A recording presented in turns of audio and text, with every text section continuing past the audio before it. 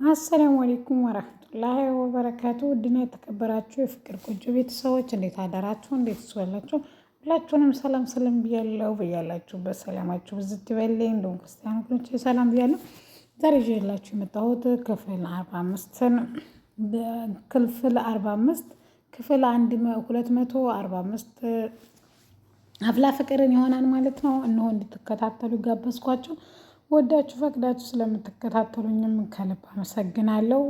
ኤላና ጆን ዛሬ በጣም በከባድ ሁኔታ በሰብሊ ጉዳይ ተጣልተዋል።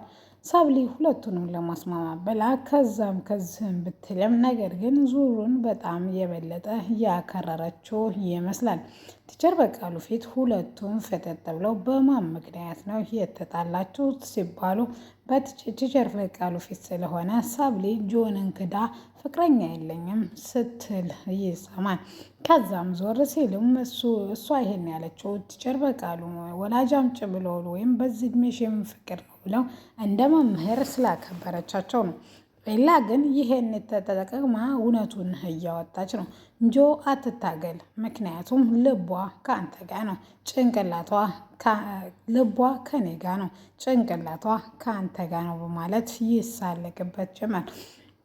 ባየ በወጣ ቁጥር ወይም በሄደና ባገኘበት ስፍራ ሰብሊ ፍቅረኛ የለኝም ማለች። ጆ ማናት ፍቅረኛ ታስተዋውቀኛለህ እያለ ጆ ተመልሶ መጥቶ ይሄን ያለችበትን ምክንያት ቢያስረዳውም ነገር ግን አውቆ እንዳላወቀ ማለቱ መሆኑን ቀጥሏል።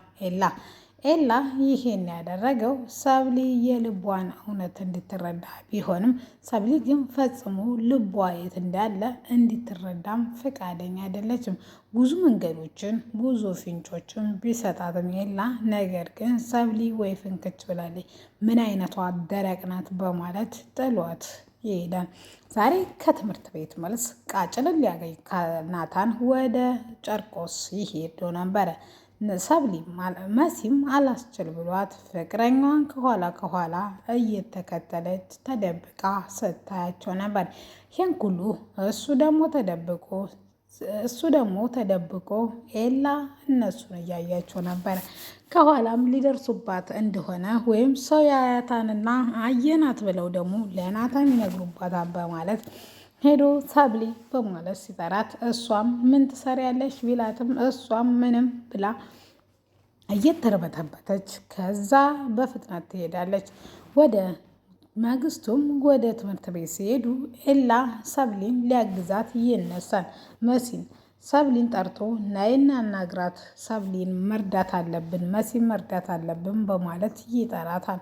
እሷም እሺ ምንድን ነው ብትልም አጠገቤ እንዳደርስ ያለችው በራሷ ጉዳይ እንጂ በመሲ ጉዳይ አልነበረም። ስለዚህ ወደዛም እንዲሄዱ ምን ያላትን እኔ የሆነ ነገር ላደርግ ሞክራለሁ፣ እርዳታ ያስፈልግሃን ስትለውም እሱም አሁን ላይ ምንም እርዳታ እንደማያስፈልግና አንቺና ናታን አንድ አይነት ጸባይ ነው ያላችሁ፣ ልባችሁ የት እንዳለ አታውቂም። ነገር ግን እናንተ ሌላ ቦታ ትፈልጋላችሁ። ልባችሁ ያለው ሌላ ሰው ጋር፣ አእምሯችሁ ያለው ሌላ ሰው ጋር። ይሄ ግን ጤነኝነት አይመስለኝም በማለት ለኤላ ሰብሊ ይናገራታል።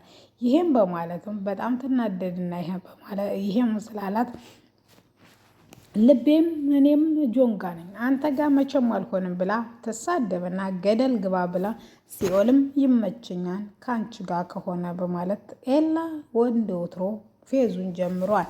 ከዛም በፍጥነት ሄዶ ደብዳቤ ወይም በትንሽዬ ወረቀት ሩቅ ያለውን ሳይሆን ቅርብ ተመልከት የሚል ጽፎ ያስቀምጣል። መሲና ናታን ወደ ትምህርት ቤት ሲመጡ ወይም ትምህርት ቤት ቦርሳቸውን ሲከፍቱ ናታ ውስጥ ያለው ቦርሳ ውስጥ ያለው ዕቃ ይህ ነበረ። ሩቅ ያለውን ሳይሆን ቅርብህን ተመልከት በማለት ነበረ። ግራ የገባው ናታን ለመሲ እንዲያስረዳት ቢጠይቅም ይሄ እኮ ግልጽ ነው ብትለውም እሱ ግን ምንም ግልጽ እንዳልሆነለት ግራ ይገባዋል። ተፋይቲንጉ መልስ ወይም ተነ ኤላና ከነ ጆ ጭቅጭቅ መልስ ያገኘውና ያናግረዋል። እኔ በነገራችን ላይ ማን እንዳረገ አላቅም። ነገር ግን ስታወው ፍቅረኛሞች ነው የምትመስሉት። ስለዚህ እኔ ራሱ ፍቅረኛሞች መስላችሁኝ ነበረ አንተ እስከነገርከኝ ድረስ። ስለዚህ አሁን ወደዛም አለ ወደዝም ልብህን ለማዳመጥ አንተ ሞክር ሲለው መሲ መጀመሪያም መጨረሻም የኔ ሚስት የኔ ፍቅረኛ ልትሆን አትችልም። እሷ የኔ ውድ እህት ናት፣ የኔ ውድ ጓደኛ ናት፣ መተኪያ የሌላት ናት። ስለዚህ በማለት ጓደኛ ፍቅረኛ እኮ ይሆናል ብትለው መስዬ፣ እሱ ግን ፈጽሞ እሱና እሷ ከትምህርት ቤቱ ለቆ ይሄዳን እንጂ ይችን ስራ እንደማይሰራት ቃል ይገባላታል። እሷም እሺ ብላ በቃ ተንግዶዳ እስከ መቼ መታገል እንዳለብኝ አይቼ ተስፋ መቆረጥ አለብኝ በማለት በሀሳቡ ትስማማለች። ይሄ ግልጽ የሆነ ወረቀት እንዴት አይገባውም በማለት መልሷን ትሰጣለች። ከዛም ትንሽም ናታንና ኤላና ናታን ጆንን መደብደብ እንዳለባቸው ባለፈው ሳምንት እንዳቀዱ ነግረናቸው ነበር። አሁን ደግሞ በባሰ ብሎ ካሊብን ጨምሮ ለመደብደብ ካሊብ በየሄዱበት እየመጣ ቆይማ ሰብሊ ቲክቶከር ነው እኮ ሰብሊን ቀምቶ አንገታችሁን ነው የሚያስደፋው በማለት ይጎርርባቸው ጀመር።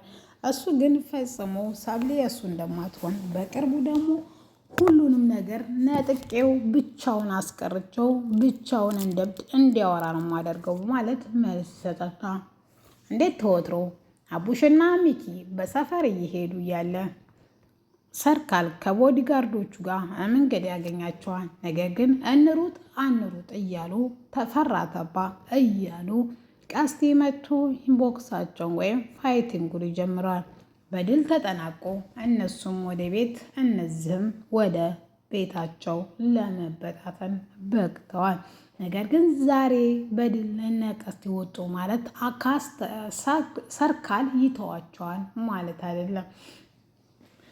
ቀስቴ ከእስር ቤት ከወጣ በኋላ ነገርየው ሁሉ ሜሽንና ምርመራ የሆነው ከጠበቃ ጋር ወይም ከመርማሪ ጋር እስር ቤት እንዳሳለፈ ባለፈው ለቹቻ ሲያወጋ ሰምተን ነበር ሁላችንም። ስለዚህ ይቺ ልጅ የሆነ ሚሽን ስላላት እንጂ በአንድ ቀን እንደዚህ ልጥፍ ልትልበት አችልም። ስለዚህ ፍቅሩ እውነት ሳይሆን ሐሰት ነው ቢልም አሻንቲ ግን ፈጽሞ በማኪያ እንዳትመጡብኝ በማለት እየተላላሱ ይገኛሉ። ሚኪና አቡሽም እስከዛሬ እኛ ፍቅረኛ መያዛችን ምንድን ነው ጥቅሙ? አንድ ቀን እንኳ ስመውን አያውቁም። እዚህ በየሰከንዱ ይሳሳሙብናል በማለት ይበሳጫሉ። ጄሪ እንደወትሮው ከቤት ወደ ትምህርት ቤት ወደ ቤት እየሄደ ኪሩ መንገድ ላይ ያገኛታል። እሱም ጉድሽን ልነግርሽ ነው በማለት እየሸኛይ ጉዴን ንገረኝ ትልና ጉዷን ለመስማት ትለዋለች። እሱም አሻንቲ እንዳገባና ከእንግዲህ ወዳ እሱ ብቻ እንዳለና መንከባከብ እንዳለባት ልክ ልኳ ይነግራታል። ደውላም ስታወራ ማነው እኔ ባላይ መጮህ የሚችለው? ማንም ሰው አይችልም ዝጊ ብላ ኪዱ ስልኩን ትዘጋባታለች ጆሮ ላይ። ጄሪ በቅናትና በንዴት ጭርጭር እያለች እየመጣች እያለ ወንድሟ ወይም ሲስተምና ጊሊያድ ቦክስ እየተደባደቡ ነበረ። ሊዱ ደውላ የት ነው ያለሽ? ወይም ኤላና ደውሎላት እንገናኝ ሲላት አባቢ ስላለ ከቤት ውስጥ መውጣት አልችልም ብላ ነበር። ነገር ግን እሷ ከጊሊያድ ጋር ነበረች። እኔ እያየሁሽ ነበር የደወልኩልሽ፣ ስለዚህ ለምን ዋሸሽ ሲልም እጇን ይዞ ገትቶ ሊሄድ ሲል፣ ነገር ግን ጊሊያድ ደግሞ እሷን እንደዚህ ማድረግ እንትን የለህም መብት የለም፣ ምክንያቱም ፍቅረኛ ናት። አይ ነው አውቃለሁ፣ ነገር ግን እኔ ደግሞ ያጎቷን ልጅ ስለምመስላት እንጂ ሌላ ግንኙነት የለንም፣ በዚህ በስጋት መልኩ ልታየን አይገባም በማለት መልስ ይሰጠዋል። ጄሪና ሄቨን ደግሞ ትምህርት ቤት ዩሲያስን እሱ እያስጨነቃቸው የመሰላቸው አሁን ደግሞ ሄቡ በተራዋ የት ወጣ የት ገባህ በማለት ጭንቅ ታደርገዋለች። እሱም ዩሲያስም ብዙ ሪከርድ ስላለበት አባቷ ካዩ ከዚህ ትምህርት ቤት ያሰናብቱኛል በማለት ስጋት ውስጥ ይገባል። እሷ ግን ጄሪንም ቢያናግራት እሷ ግን ምንም ልዩነት እንደሌላትና ያዘዛትን እያደረገች እንደሆነ ከእንግዲህ ወዲያ ደግሞ ስለ እቅዷም እንደማታማክረው ጄሪ ቃል ትገባላታለች።